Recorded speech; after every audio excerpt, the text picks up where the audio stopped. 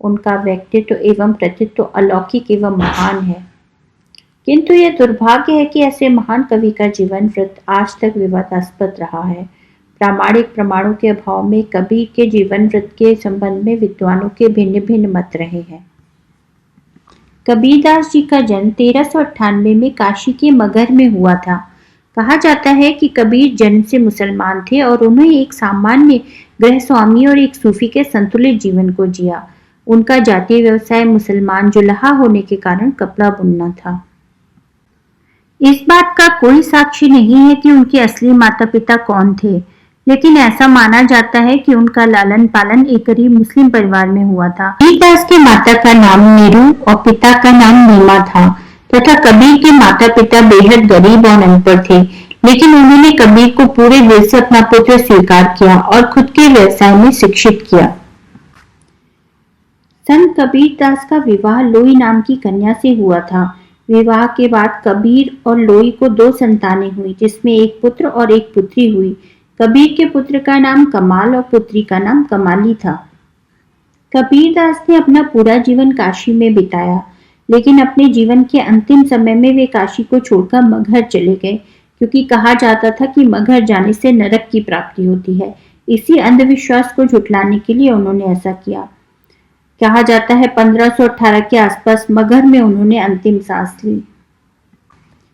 कबीरदास को स्वामी रामानंद से शिक्षा ग्रहण करने की बड़ी इच्छा थी।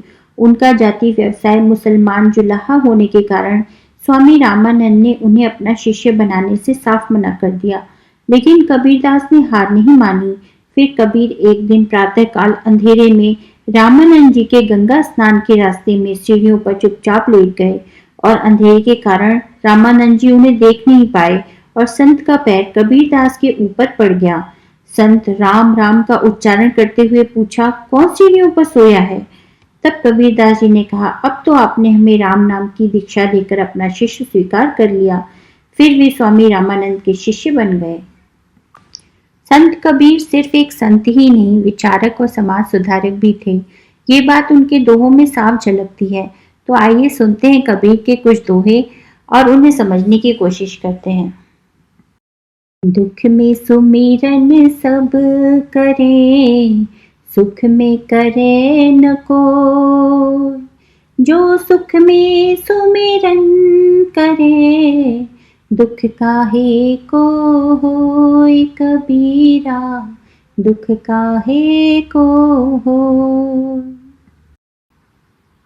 दुख में सुमिरन सब करें, सुख में करे न कोई। जो सुख में सुमिरन करे, दुख काहे को होय। अपने दुख में हर कोई ईश्वर को याद करता है, लेकिन क्या कभी अपने सुख में भी ईश्वर को याद करता है? अगर सुख में भी हर कोई ईश्वर को याद रखे तो उसे दुख कभी नहीं होगा। हमें सुख दुख से परे सदैव ही ईश्वर का स्मरण रखना चाहिए, क्योंकि अगर ईश्वर हृदय में रहेगा तो कभी दुख का एहसास नहीं होगा। पोथी पढ़े पढ़े जग मुआ, पंडित भया न कोई।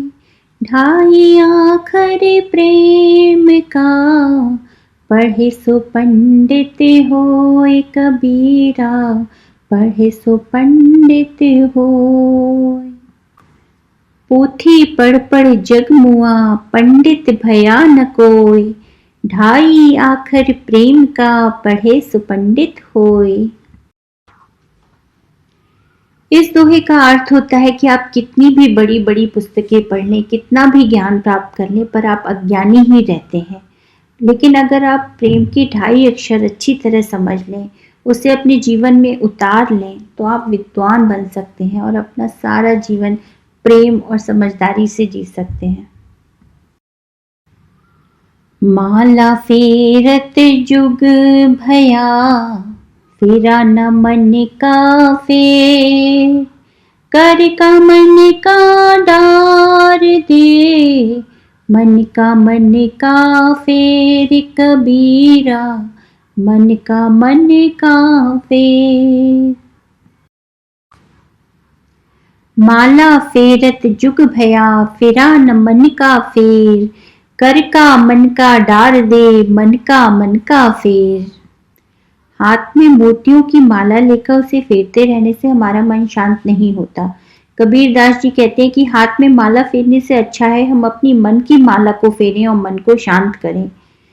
क्योंकि अगर हृदय में, हाथ में भले ही माला रहे लेकिन मन में हर समय विचार उमड़ रहे हैं, जब हम पूजा कर रहे हैं, जब हम माला फेर रहे हैं, पर हमारा मन तो कहीं और है, तो इसका कोई फायदा नहीं होता।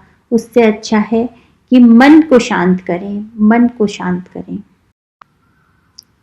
माया मुई न मन मोहा, मरी मरी गया शरीर।